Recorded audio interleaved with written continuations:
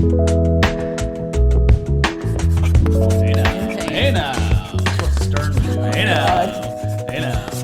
everybody, welcome back to Chalkboard History, Volume 2, Episode. Well, it's our third episode today. I really don't know. We got to be in the double, triple digits or whatever. I don't know. So today, this got delayed.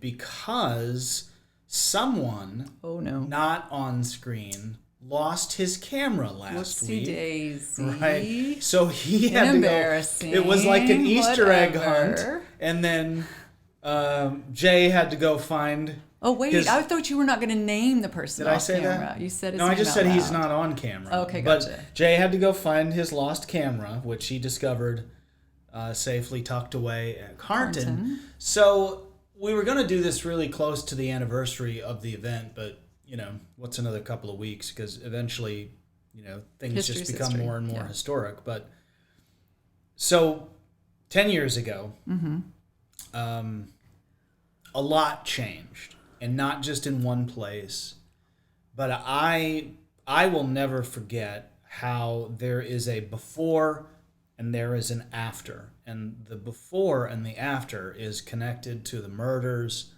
of 9 black people in Charleston, South Carolina, killed in a church after a Bible study by a young white man. And the before was, there was the world before the murders, and then there was the world after.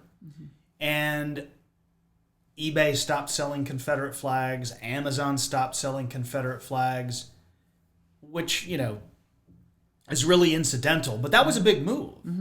But the real after for me, working at a historic site, was the questions and the comments and the body language and expressions of guests was never the same. There will never be another moment that I can imagine where you could see the whole spectrum shift. Now there was anger. There were some people that were mad at eBay and mad at Amazon, and they were erasing history. I think that's actually where that phraseology began. But the vast majority of people were disgusted by what they saw, because what happened in the days that followed the murder is, of course, we started to see the photos of the killer taking selfies at all of these very sort of Confederate nostalgia kind of places, cemeteries and old antebellum homes, and he's got the flag. He's got the Confederate battle flag. The everywhere. One we all know, the one that's shown up from 1861 until 1964, and there it was again. And, people were like, well, that's just incidental. I was like, no, it's not. Dude knew exactly what he was doing. He knew what flag to choose. He knew what church to go to. He knew who he was going to kill. And it was in Charleston. And it just sort of dredged up all the stuff that we had really tried to, I think, not talk about in polite company. And so that was the initial, holy cow. Shock and awe. And then... So then you have to talk about it. Then the earth really shook in the days that followed. Because it becomes such a visible symbol. And there were already people who were horrified when the Confederate battle flag was flying at the State House. Because everybody who goes to the State House to do business has to walk right past it. And incidentally, the Confederate battle flag was not raised over the state capitol of South Carolina until the year 1961. So before I forget, to tie this back to our previous video, Georgia put the Confederate flag on its state flag in 1956. Then South Carolina runs up the Confederate battle flag on top of the dome, for crying out loud. Right, on top of the State House, top of the dome, 1961, which of course they said it was the centennial of the Civil War. Yeah, well, it's also right in the middle of the Civil Rights era, so it may be one, but it certainly is the other. I said to you yesterday, the thing that also I was reminded of was, as someone who's a wacko history guy, but also like a political junkie, every presidential campaign of my lifetime that I can remember, because they all go through South Carolina. You know, they start in Iowa, and then they go to New Hampshire, and then they end up in the Deep South. Mm. And every time they would run through South Carolina, it didn't matter whether it was Bush and Clinton, and then it was Clinton and Dole, and then it was Gore and Bush, and then it was Kerry and Bush, and then it was McCain and Obama. That's the one. That's what I really remember. But all of them were asked. Well, they were actually asked two questions. Did you ever smoke pot? You know, and Yeah, Bill Clinton was like, I did once, but I didn't. And hey, no. you're right. But the other one was, they always asked them about the Confederate flag. Yeah. And even in the 90s, there was sort of this shuck and jive thing where they'd never directly answer the question. But it did start to change in the early 2000s. And I think, I don't know if Bush ever did this. He didn't speak out in support of it. But I know in 2008, of course, Obama was like, it needs to come down. Yeah. But so did John McCain. Yeah. And John McCain, of course. Is a Vietnam vet, so you need to kind of listen a Well, little and bit. among some Republicans, as if he wasn't already unpopular enough, that was just another nail in the coffin. That's 7 years before the murders. And who's the governor of South Carolina in 2015 when this happens? Nikki Haley. And she is a Republican. as Tommy Lee Jones does in the Lincoln movie, say, you are a Republican. Yes, she's a Republican, and she's already gone on record defending the flag over and over again. Now, 2000, by the way, it got demoted. It got pulled off the top of the dome and it got down on the ground, but it's still flying there every day. Yeah. And she's come out very vocally in support of that flag. It's heritage. It's family. And even a day or two after, she still seemed to be a little chill about it. But then as the continued protests come in, and they're coming in from everywhere. It's not just South Carolina. The whole world is looking at this. And so June 22nd, 5 days after, she gives a speech. She said, for some in South Carolina, it will always be heritage and history. But for some people, it's not. And the State House is the people's house, and it needs to come down. And so that's kind of the beginning of that. Of course, the legislature has to decide that, and that has to be two-thirds, three-quarters, two-thirds. It has to be a pretty substantial majority, and both houses make the choice. I forgot that the legislature even voted on it. Yeah, because they have something equivalent to our Heritage Act. So a flag like that can, I know, right. The interesting thing about it, they didn't even have a pulley on it. So like when both of those, when the national flag and the South Carolina flag were dropped in honor of those 9 people who were murdered, you know which flag wasn't dropped? The Confederate battle flag, because it can't be. Didn't even have a pulley on it. So she calls on the legislature, and she challenges them. And I mean, it's just days later that they vote to remove the flag altogether. And that legislature had to be dominated or at least controlled by Republicans. Of course, yeah. And they voted for it. Well, that makes it even more of a watershed moment, because I think sometimes people may say that's reactionary. Sometimes an action leads to necessary results. So it may not be the reactionary you're describing. I remember I was at home, and I was headed to work, and I decided that I was just going to stay because I wanted to see it. And as they brought it down, they got some. They figured somehow to get it down. Well, they did, because I remember they lowered it. The crowd, which was not just, there were a lot of people of different races and different ages. They started to sing the Battle Hymn of the Republic. Oh my goodness. Just, I mean, maybe it was staged, but it seemed spontaneous. And I do remember thinking, this is history. This is literally history being made. And, and so Haley, later on served in Trump's administration and ran as president, but lost in the primary. But I think it's a moment that, years from now, historians will look back on. Nothing's ever really been quite the same, because the next 5 years was really a tumult. And there were moments where it was going too fast. You know, seeing a Confederate monument, for example, in South Carolina got ripped down by a mob. But there was a full-throttled reckoning about the Confederate flag and then about Confederate monuments. But you've heard me say this to the staff over and over. I've said this to my board. I've said it to guests. This has really been a reckoning about the Confederacy. And as I've said, the South didn't lose the Civil War. The Confederacy did. And I know some will disagree with me. That flag has no purpose whatsoever being over a state house. Right. No more than a stupid Union Jack does, okay? We fought a war to separate from Great Britain. Those symbols belong in Great Britain. We fought a war to defend the United States against internal rebellion and to end slavery. The symbols of that rebellion belong in museums like this or in cemeteries. Till I have no breath left in my lungs, I believe that is true. And to see that happen was actually, I think, good for the country. It was. And the killer stated he wanted to start a race war, but that is not what he did. He started a conversation. Yeah.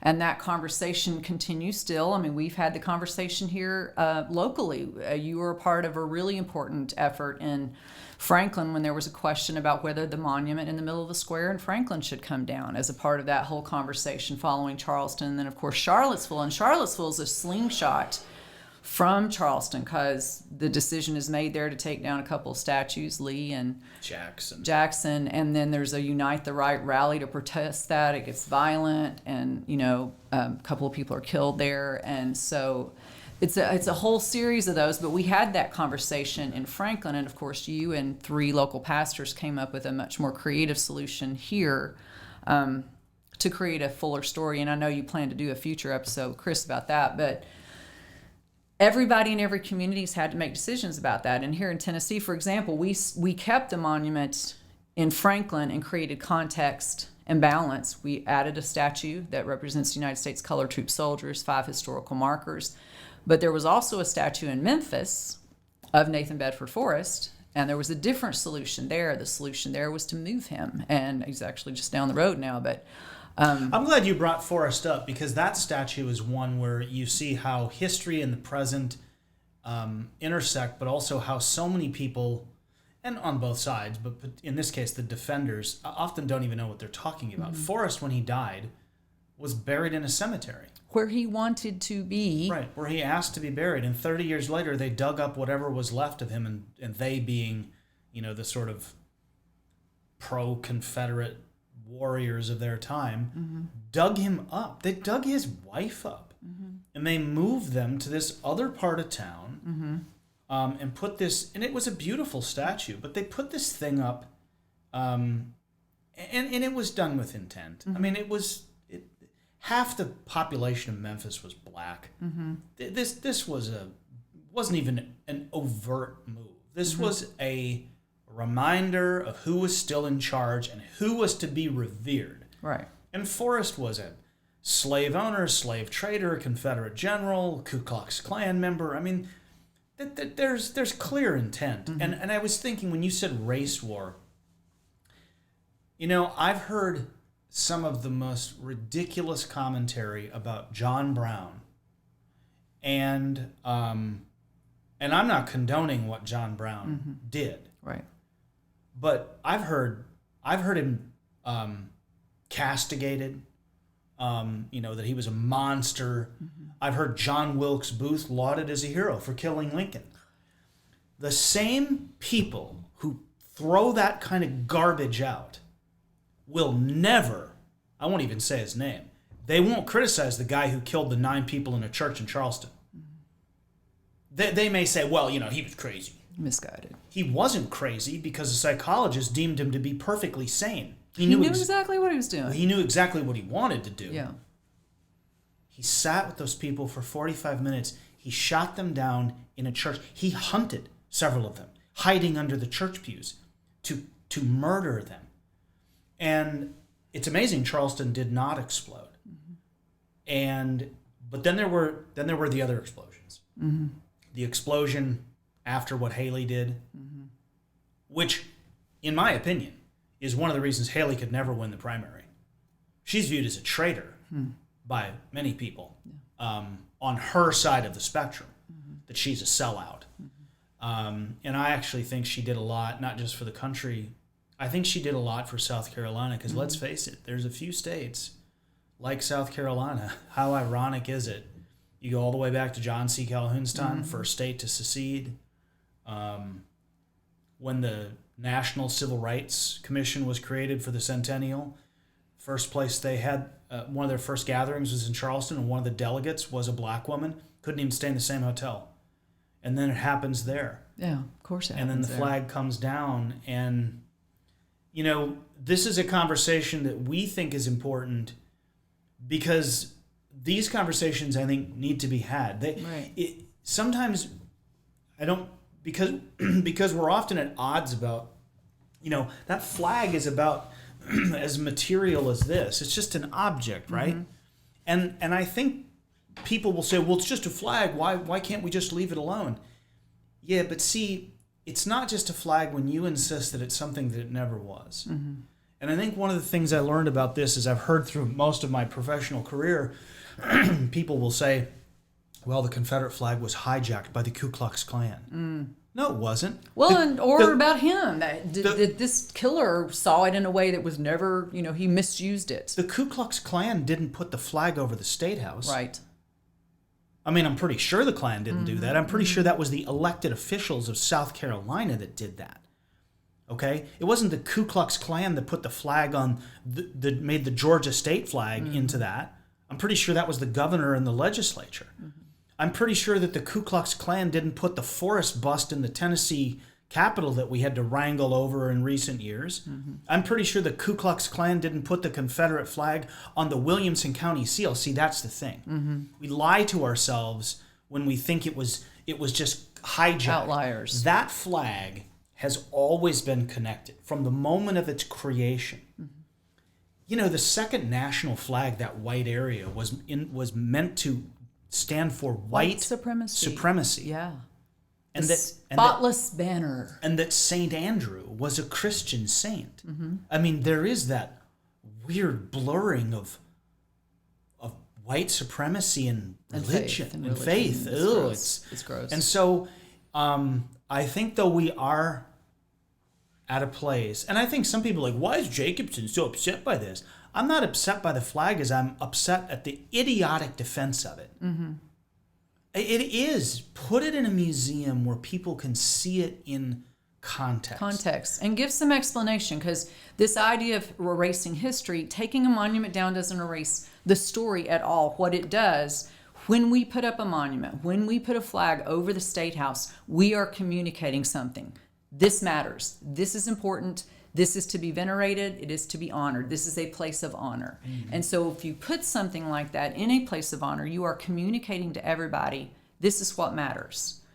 But it's not the most important thing, and it doesn't matter to everybody, and it shouldn't be in those places where everybody has to go. And a final thought about change. Mississippi changed its state flag.